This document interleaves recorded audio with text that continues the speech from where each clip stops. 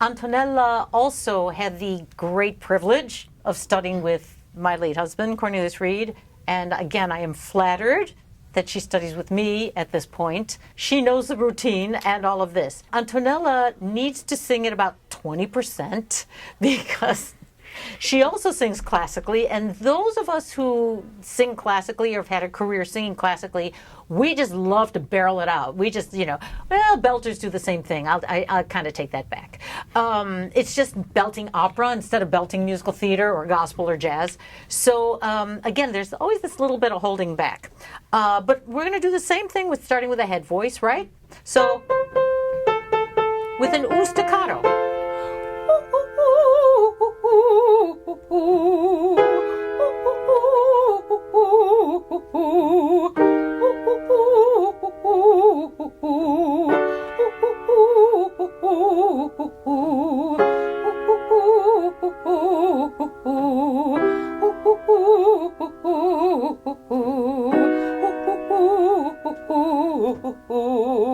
Great. Now, I forgot to ask you, have you sung today at all? A little bit. Okay, so you're a little bit warmed up, right? Fine. Just plain old ah, and see what happens.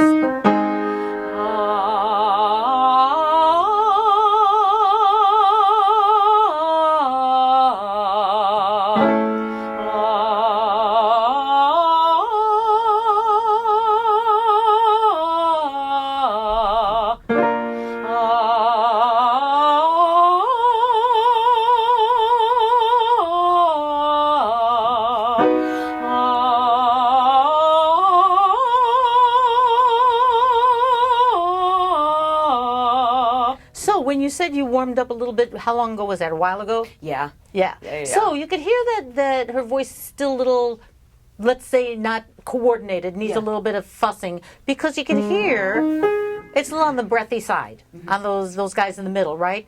That could also be, the chords are just not coming together efficiently for whatever reason, so that's my job. I'll make them come together efficiently. We're going to go back to our staccato guy. But do it with an E vowel. So we.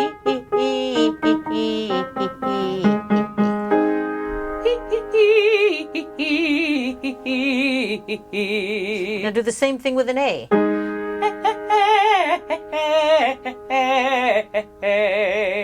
Now I like the A better than the E in terms of getting more clarity in the middle part of your voice, right? Mm-hmm. Yeah. Now I use the E vowel because if anybody's ever been scoped and they go to a doctor and they have to get the laryngoscope down their throat and the doctors tell you to phonate, they always tell you to phonate on an E. Of course, you're going, and you can't sing an E, but they make you sing an E, right?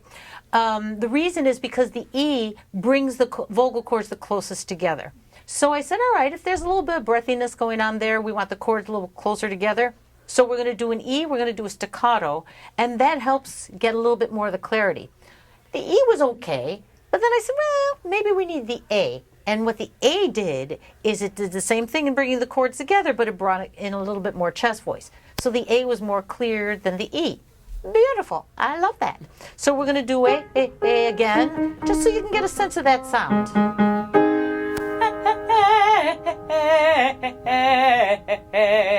And there was definitely more chest voice on those three coming down as there was last time. Now, another reason I like to use the staccato is if the chords are coming apart, they're a little breathy, something's probably pushing them apart. If you do a staccato, it's very difficult to get tight in the midriff area because the staccato kind of bounces there. It's like, you got a little tiny bounce, bounce, bounce going on. And that prevents this from happening. So do that again. You're going to do it this way. All in one breath. So the first time is staccato, and then the second time legato. And the legato time, make sure this guy is no longer bouncing. It goes bounce, bounce, bounce, bounce, then it does nothing.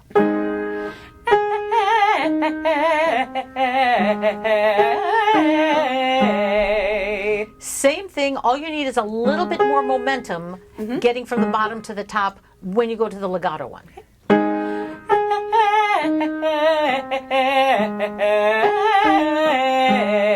Yeah, there you go. Now tell you what, let's take that A up, make sure you go into some kind of a head voice up here. We don't want a belty, but I want you to channel your inner Ethel. So we've talked about this before, because classical people tend to get a little bit too heady in the middle part of their voice, and then they don't get the clarity and the full sound of the chest voice that they need. And as a result, I've worked with Antonella singing a broader ah, and she says, that sounds like Ethel Merman. Now, it doesn't sound like Ethel Merman, but she has to channel that inner Ethel to get that little bit of clarity in the middle part. So at the risk of being a little bit too chesty for an opera singer, quote unquote, bring that chest voice out, make sure it switches, but get a little bit of that Ethel sound. So on the ah, and let it be that little broad guy, right?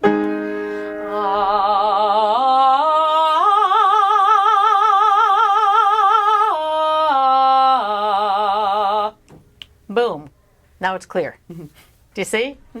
Now, does that seem really obnoxious chest voice to you? Yes.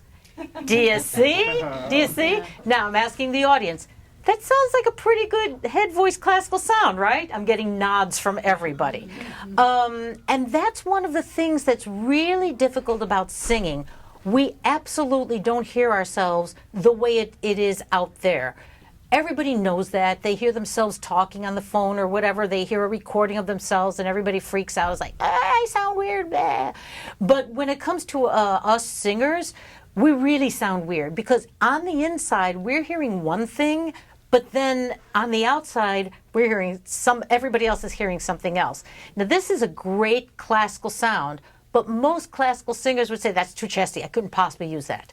I get the same with my belters. I'll get a great mix, and they'll say, but there's not enough chest voice. It feels too heady. I don't care how it feels. How does it sound out here? It sounds bright, it sounds bold, it sounds belty. So that's the guy we want. This has a clarity to it, but it still has a nice warmth at the same time. It's what those Italians would call the chiaroscuro, right? Using operatic terms, right? Which means clear and dark at the same time. And that's lovely. We're going to keep on this little Ethel mode, right? So you just keep thinking Ethel, and you just do that.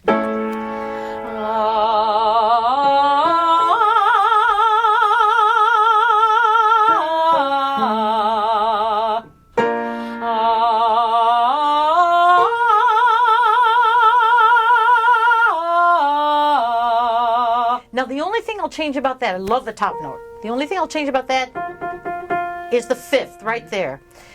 Now, since we wanted a little bit more on the classical side, that's a little too chesty. So, I love these guys. Keep that broad, Ethel-like, heady sound, and then obviously the top's going to be a head voice. So watch that guy there, maybe back off a little bit, but keep the Ethel idea.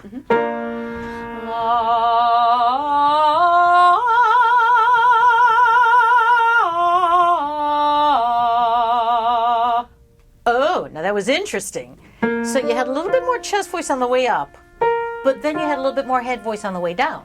Did you hear that? Yeah. Fine. Let's explore the head voice on the way down that you had. So same thing. And stop on this guy, and let's see what he's doing.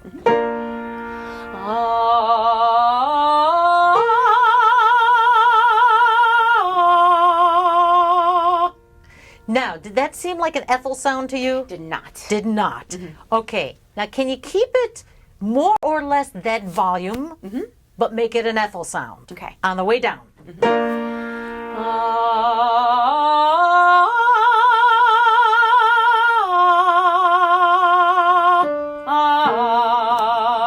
Hear the difference?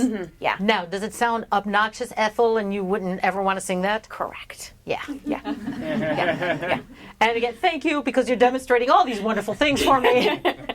So that sounds amazing. It sounds really, really, really good. But again, because I know you're classically oriented, it's like, oh, but that's too chesty. Oh, I can't do that. Yeah, you can. Yeah, you can. I am sure that most of the people out there are probably more musical theater, jazz, pop, whatever, those kinds of voices.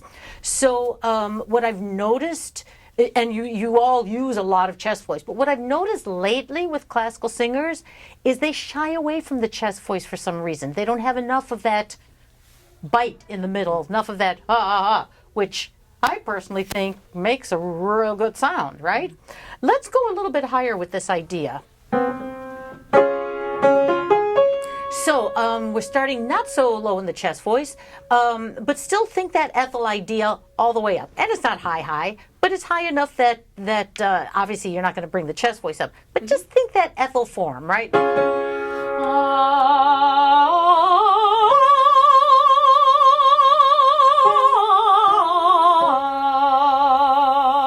Well, yeah. That sounds amazing. I'm getting nods, right? That sounds amazing? Mm-hmm. Getting everybody going, yeah, that sounds amazing. And what did you think of that? It was very disjointed. Yeah. Now how do you mean, I'm glad you said that and brought this up. How do you mean disjointed? Every single note sounds very, very different. They don't sound related. Okay, now, again, I'm asking the audience, and I know what the answer is going to be. It sounded like a very smooth scale, right? Yes. Everybody's saying yes, and you out there can hear this. It's a very smooth scale. It's an even scale. Every note was related to the other note. But this brings up a real important point. In order to have a smooth scale, we have to feel it is disjointed. We have to feel that those are 4 different things going on, because those are 4 different dimensions of the vocal cords. If we try to make all 4 of those things sound the same or feel the same, you're going to either bring up too much tension, too thick vocal cords, or bring down too thin vocal cords. You're not going to allow for the changes that need to happen when you sing a scale. So just because you feel it's 4 different things in 4 different places, again, doesn't mean that out here that's what we're hearing. This throws everybody off, especially today when people teach, oh, it's all got to be placed in the same place. You got to get it forward. You have to get the nya, nya, nya. It's all got to feel the same. No, the more it feels different, the freer your voice is. The more you try to force it into a feeling that somebody tells you should feel, the worse it's going to get. I know you know all of this stuff. But you have to find your feeling. You have to find your way of singing it and letting it be flexible and letting it be all over the place and letting it do whatever it needs to do. Now, as disjointed as that felt, that's how smooth it was out here. Really good. Now, let's see what happens here. You're still doing your inner Ethel. And again, it's still not that high.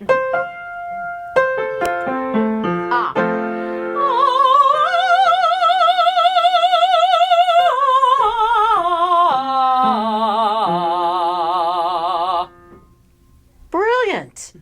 Again, very disjointed? Yes. Wonderful. Yeah. Now, I'm going to make you come from the bottom. And I want every one of those notes to be somewhere else. You're still channeling that inner Ethel.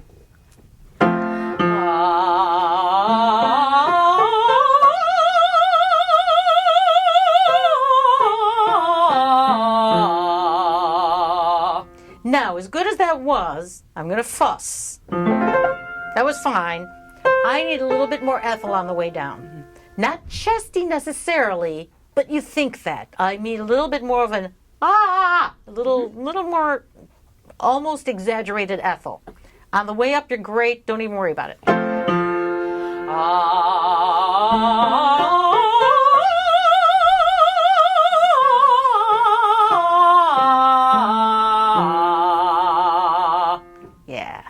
Do you see? Do you hear the difference? Yes. In the middle? Yeah. Because the other one gets a little breathy. It gets a little covered sounding. Yes. It gets a little dissipated, as you have said before in the past, right? Mm-hmm. This has that little bit of clarity to it. That has something else going on there. Mm-hmm.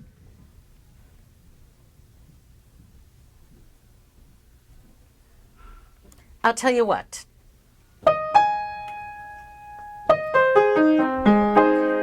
Again, it's not that high. That's going to be easy for you. This is what you want to concentrate on. Take that for granted. And take the breath, do whatever you need to do, and watch these guys here, okay?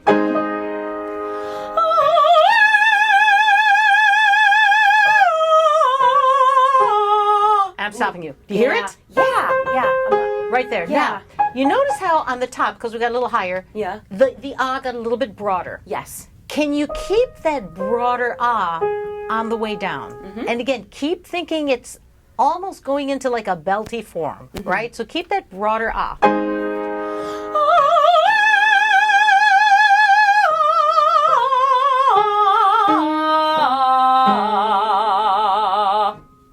Yeah, yeah. And you can hear the difference then. Yeah. Am I right? You hear the difference? I'm getting nods, yes. Because I always want to say, I'm hearing one thing, but let me get validated, right? Let me hear, am I really hearing that? Or somebody saying, I don't know, I don't hear that. I may be wrong. That is excellent. Do you see? So that's the thing that you want to concentrate on. I mean, your voice works so well, and you sing so many things, and you sing a lot, and I know all of that. But that middle there, you just have to be careful, especially when you've had a long day. And poor Antonella's had a long day. She got caught in traffic. She's been teaching all day and a whole big long thing. And one gets tired and one's like, really? I can't. I just can't. But even though you're tired, even though you got here a little hassled and all of that, we could still work it out and get it going. That was amazing. Thank you so much. Thanks. Thanks for watching Donna Reid Talks Voice. If you have any questions for me about this episode, please visit my website and click Contact.